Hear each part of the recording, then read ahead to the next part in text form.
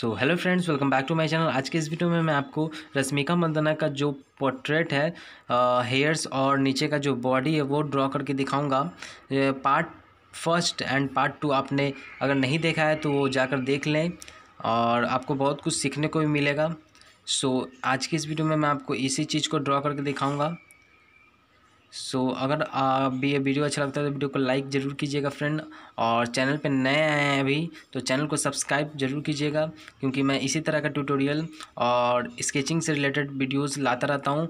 और भी मैं बहुत सारा स्केचिंग टिप्स भी मैंने इस चैनल पे डाला है, तो आपको अगर बिगिनर्स हैं तो आप इस चैनल को सब्सक्राइब कर सकते हैं और पेंटिंग और स्केचिंग से रिलेटेड बहुत सारा नॉलेज ले सकते हैं फ्रेंड। अगर कोई मेरे चैनल पे नए हैं तो चैनल को सब्सक्राइब ज़रूर कर ले फ्रेंड, क्योंकि मैं इसी तरह का वीडियो लगातार इस चैनल पे लाता रहूँगा और बहुत सारा ट्यूटोरियल मैं लाऊंगा फ्रेंड, जिससे आप लोगों को, अगर आप स्केचिंग और पेंटिंग में इंटरेस्ट रखते हैं तो आपको बहुत हेल्प करेगा।